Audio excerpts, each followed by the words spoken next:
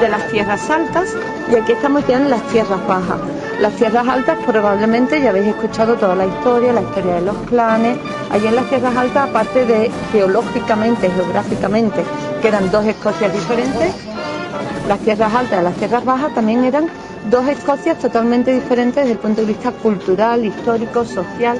Por un lado tenemos las tierras bajas, aquí donde estamos, que si miráis hacia detrás, no donde está la banda, sino hacia el otro lado de la banda, es todo mucho más llano, muy diferente a todo lo que habéis visto por las tierras altas. Eso eran las Lowlands, eso debido a su cercanía a Inglaterra y al mismo tiempo su cercanía al continente europeo. Las nuevas corrientes empezaron a llegar de una manera mucho más rápida. Entonces empezaron a llegar ingleses, europeos, ellos trajeron sus lenguas, principalmente el inglés. Aquí en las tierras bajas nunca se habló gaélico, se hablaba el francés, se hablaba el Scot, que era esta especie de inglés antiguo, y después el inglés de hoy en día. Aquí empezó lo que fue el sistema político y social del feudalismo, la típica pirámide, y arriba que estaba el rey, que era poco más o menos que Dios puesto en la tierra, después estaba el clero, la nobleza, y abajo el pueblo llano. Aquí también entró la reforma protestante, como ya escuchamos en St. Andrews y todo esto. Pues esto estaba aquí, en el sur, en las Lowlands, una tierra mucho más fértil, mucho más benigna. Por lo tanto, el grueso de la población también vivía por aquí, gran parte de la población. Pero nos vamos a las tierras altas de donde venís. Habéis visto Skye, seguro que habéis escuchado la época de las clearances, la limpieza de la tierra, cuando empiezan a sacar a gente para meter ovejas. Entonces, aquella tierra era muy inhóspita, las tierras altas, por donde estaba Cairngorms, todo esto. Aquello, el sistema feudal nunca llegó, porque cómo el rey iba a llegar allí a hacer allí presente su poder. Entonces allí seguía el sistema de los clanes, que ya sabéis lo que era, que significaba hijos, familia, personas que viven en una zona geográfica y la unión hace la fuerza, ¿no? Pues allí era el clan. Si hoy en día todas las carreteras por las que os habéis movido son las antiguas carreteras militares, pero antes los militares utilizaron las carreteras que eran de la transhumancia del ganado. Hoy en día son las carreteras de Escocia, pero antes no había eso, entonces las comunicaciones eran complicadas. Entonces al no haber comunicaciones, ¿cómo iban a llegar allí las nuevas corrientes? El inglés no llegó, se siguió hablando gaélico. Tenemos dos Escocias, un mismo país, con dos idiomas que no se entendían, el norte y el sur. Allí los clanes, aquí el sistema feudal. La reforma protestante no llegó hasta bien entrado el siglo XVIII. Allí eran católicos con mezcla de las tradiciones celtas, los druidas. Como estáis viendo, dos Escocias totalmente diferentes culturalmente. Y a mitad, allí están los cañones, si lo queréis ir viendo. Wallace. Y allí, en aquel Craig, en aquel peñón, William Wallace, que ha sido el que pasa la historia, pero en verdad George Murray, que fue William Murray, perdón, que fue otro general, entre los dos se unieron, porque William Murray era el general, era el militar, tenía su ejército, disciplina militar. William Wallace fue un outlaw, un fuera de la ley, no era uno del pueblo llano, también como nos pinta en la película, venía de una persona, de un noble, pero un noble que su padre nunca rindió vasallaje, entonces le quitaron las tierras y él mató a ingleses, pero no por luchar por la independencia, simplemente para sobrevivir. Y fue cuando le quitaron sus tierras y se tuvo que lanzar a las montañas, cuando allí se dio cuenta que la mitad de su pueblo estaba viviendo acobardados y siendo prisioneros dentro de su país, porque los ingleses estaban aquí. Entonces fue cuando decidió montar guerrilla, podríamos decir, pero él no era militar. La gente que le apoyaban no eran militares, eran gente de Escocia que estaban viviendo ahí en las montañas porque los ingleses le habían echado. Entonces William Wallace podríamos decir que era el guerrillero, mientras que el Murray era el militar, pero los dos unieron su fuerza. Por aquel entonces el castillo de Edimburgo estaba en manos de los ingleses y sabían que habían pedido refuerzos, lo que os comenté en Escocia, en Edimburgo. Estos castillos no lo tomaban asaltando, estos castillos lo tomaban asediándolo. Sabían que tenían que cruzar el puente que había en el río Forth. Así que pacientemente esperaron y atacaron como se atacaban las tierras altas, haciendo lo que se conoce el Highland Charge. Aquí te pillo, aquí te mato, de improviso, tipo guerrilla. Bajaron de las montañas y cuando el grueso del ejército inglés, que venía a caballo por unas tierras pantanosas cruzando el río, estaban ahí que no podían correr, ¡bumba!, le atacaron. Contra todo pronóstico fue una victoria total de los escoceses contra los ingleses. Después de ahí, William Wallace luchó en otra batalla, en Falkirk, salió malherido, parece ser que fue a Francia, se le perdió un poco la pista y ya sabéis, fue el grano de Eduardo I, lo hizo al final prisionero, entregado por uno de aquí y fue martirizado y muerto allí, en Londres, perdón. Pero la llamita de independencia no se apagó con William Wallace, quien le siguió fue Robert de Bruce, que es la estatua que tenéis fuera. Y Robert de Bruce ya era un noble en condiciones. Un noble en condiciones me refiero a una de las familias nobles más prestigiosas, más poderosas de aquí. Tenía tierra, tenía caballería, tenía ejército. Robert de Bruce ya tenía el poder de mover a toda la nobleza escocesa, que hasta entonces estaban calladitos, porque estaban comprados por el rey inglés. El rey inglés le había prometido, le había dado lo que eran castillos, tierras, títulos nobles en Inglaterra. Pero Robert de Bruce ya movió a la nobleza escocesa. Entonces tuvo lugar aquí enfrente, un poquito más hacia el sur, la segunda batalla de independencia en el 1314. Bannockburn se llama esa batalla. Esas dos batallas se conocen como las dos batallas de la independencia más importantes de Escocia contra Inglaterra. A partir de ahí, Escocia en el 1323 hizo la declaración de independencia más antigua del mundo. Hasta los Estados Unidos de América se basó en parte en esa declaración para su declaración de independencia. Se llama la Declaración de Arbroath. Entonces, que después la historia cambió, ¿no? Porque después los ingleses siguieron invadiendo, los escoceses, la historia ya sabéis, ¿no? Después hasta los jacobitas y todo el tinglado. Pero bueno, y todo eso fue aquí, este castillo, ¿sí? Por lo que luchaban, porque el castillo era la llave, era el paso de una Escocia o la otra, que como os comentaba eran dos culturas muy diferentes. Esa es un poco la historia que hay detrás de este castillo. Después de William Wallace, pues vinieron más reyes y nos vamos a colocar al principio del siglo XVI con Jacobo IV, el abuelo de María Estuardo, que se casó con Margarita Tudor, la hermana de Enrique VIII. Y estos fueron principalmente lo que construyeron la gran sala, lo que construyeron gran parte de este castillo. Y después al otro que le debemos al padre María Estuardo, Jacobo V, mediado primera mitad del siglo XVI, construyó este palacio. Él se casó dos veces con dos franceses, y cada vez que iba a recoger esposa, pues se traía también maestros albañiles franceses. Y entonces este es uno de los castillos renacentistas más importantes de toda Escocia. Lo que estamos viendo aquí, bueno, después María Estuardo...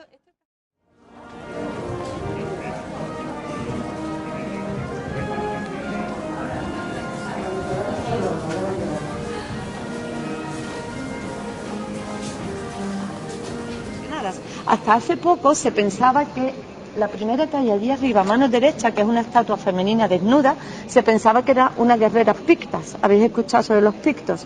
Que fueron una de las tribus principales aquí. Era una sociedad matriarcal y las mujeres, el nombre se lo dieron los romanos porque luchaban pintados. Y las mujeres eran las más fieras, luchaban desnudas y pintadas.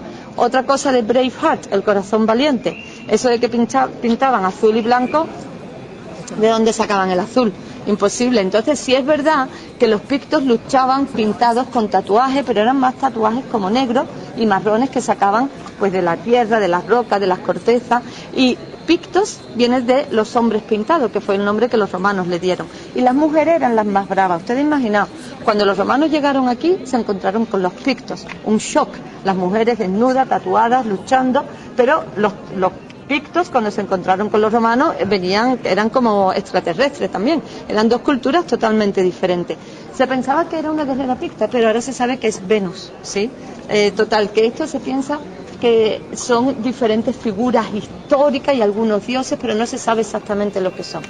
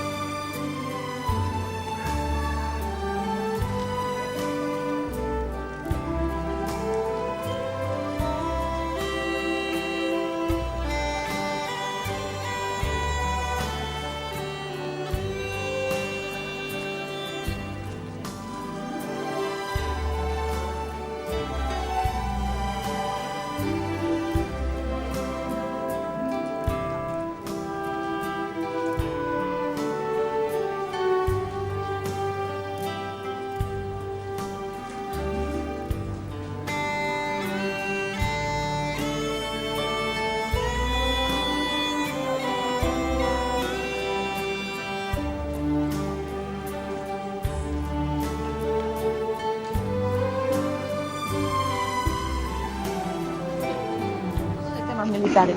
Algo curioso, antes de meternos aquí en la gran sala, fíjense y miren hacia arriba. Estáis viendo que este es el edificio renacentista mejor conservado de toda Escocia. Es del Renacimiento francés, que tiene todas estas metopas que van sobresaliendo, estos tejados cónicos con piedra de pizarra, y arriba estáis viendo un unicornio y un león. Pero el león no es el león imperial escocés, es el inglés. El unicornio, símbolo de los Estuardos, ese león, símbolo de los Tudores. Y es que esto lo construyó Jacobo IV cuando se casó con Margarita Tudor. Y eso simbolizaba la unión de la rosa y el cardo, del unicornio y del león.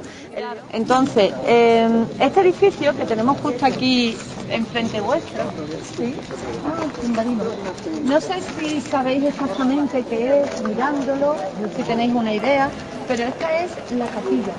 Y lo que pasa es que esta fue una de las primeras iglesias que se construyeron después de la Reforma Protestante. Y no se sabía muy bien qué pinta, qué hechura debería de tener una iglesia que no fuera protestante. Entonces se construyó como una longhouse, las casas tradicionales escocesas, y pusieron como la entrada arquitectura puramente civil, que es un arco de triunfo. Y lo único que se permitieron fueron crear 3 ventanas pareadas con en total 12 cristales representando a los 12 apóstoles.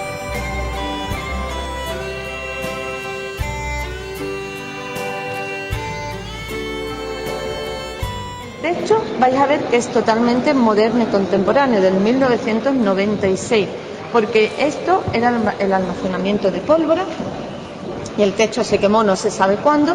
Entonces aquí estuvieron los militares, un regimiento militar que era de Argyll Sutherland, cuyo museo está en lo que era la antigua casa del rey, saliendo a mano derecha, que lo podéis visitar también. Entonces, sí, esto lo construyeron en 1996 cuando los militares ya se fueron, y es un techo totalmente acústico. Es moderno, contemporáneo y no tiene nada que ver con el techo antiguo. ¿Y por qué aquí?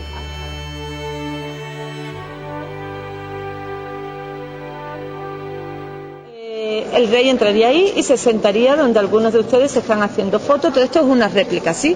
Cuando hubiera aquí convite, pues se pondría todo en forma de U, nunca se le daría la espalda al rey y el centro se dejaría vacío, porque aquí estarían los bufones y además aquí traerían cerdos donde lo asarían aquí mismo, traerían María Estuardo para el bautizo de su hijo, Jacobo VI, el que unió al trono, hizo construir un barco enorme y el barco lo llenó de marisco, de pescado, y el barco entró por aquí. Tuvieron que incluso abrir una puerta especial para que el barco entrara. Entonces el centro siempre lo dejaban libre para comer y para disfrutar. Y fíjense, y ya voy terminando, justo allí enfrente hay un estandarte que es muy simbólico, el unicornio blanco, símbolo de los Estuardos. El león imperial escocés, que es ese rojo, que es el león que está así atacando, ese es el escudo de la monarquía escocesa, que ahora mismo, en 1996, cuando se empezó a restaurar con su esplendor. Pero si os fijáis, este techo no es el original, como el de Edimburgo. Este techo es una réplica, esto es de hammer beam, de un techo de martillo y de viga. Lo que te hacen es que pequeñas piezas se van construyendo y van haciendo por un sistema de contrafuerte, es como se va manteniendo. Lo que nos hace posible es construir un techo muy grande sin ser apoyado por ninguna columna, sino que todo el peso sobrecae en los muros laterales, y estos muros son muy gruesos para soportar todo este peso. Entonces, el de Edimburgo era el original, este es una réplica. Se plantaron más de 3.000 robles y, bueno, se fueron cortando robles de aquí de Escocia, lo trajeron también, aquí no había, y es todo de madera de roble. Y no hay ni un tornillo, sino están todos encajados haciendo contrafuerza, ¿no? Machimbrao. Y de martillo y de viga también se llama, no sé, machimbrao, ¿no? Pues mira, nunca... Incluso en Granada también hay.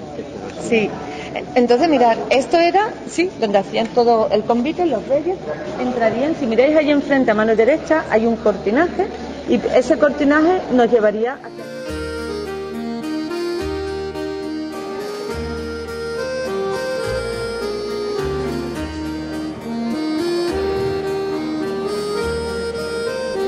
Entonces, este palacio ha sido muy restaurado, pero de acorde a las excavaciones y a los documentos históricos, ¿no?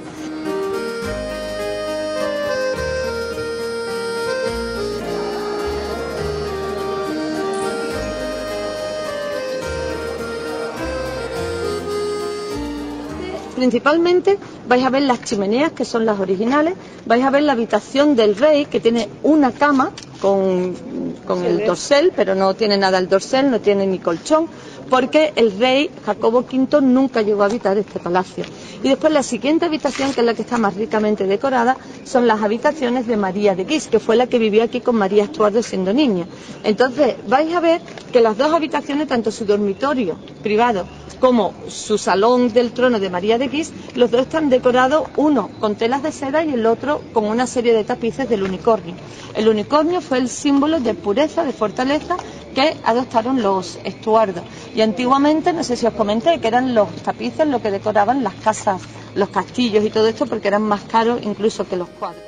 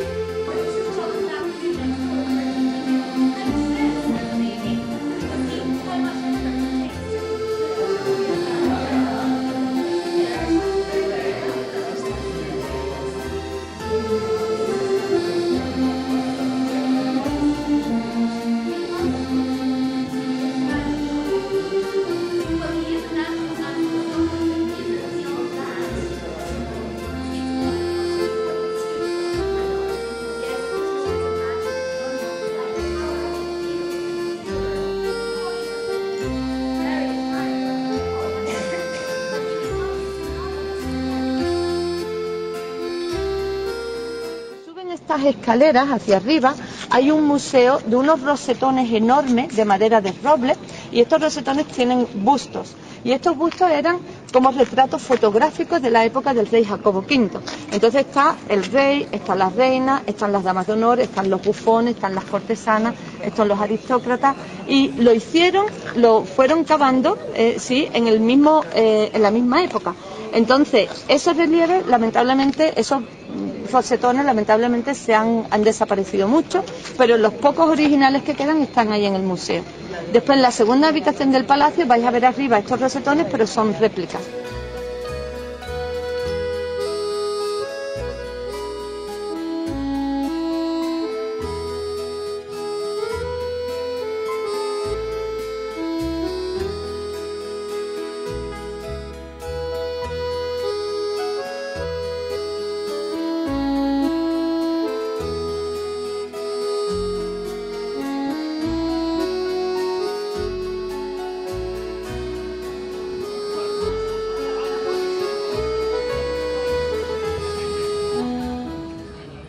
Casa que estáis viendo abajo es donde están lo que se conocen como las Great Kitchens, las cocinas reales, y eso es como en Edimburgo visteis las cárceles, pues estos son unas réplicas de las cocinas a mediados del siglo XVI. Pensar que esto eran las cocinas reales. El currito de a pie no comía todo lo que había ahí, aunque el currito de a pie, los drovers, que eran la gente de los clanes, comían ostras, muchas ostras, pero la materia prima era avena. Le hacían un tajo aquí a las vacas, le sacaban sangre, lo mezclaban y eso era lo que comían, porque los drovers, la gente de los clanes, ya sabéis, se dedicaban a mover el ganado por las tierras altas, entonces eso le daba mucha vitamina.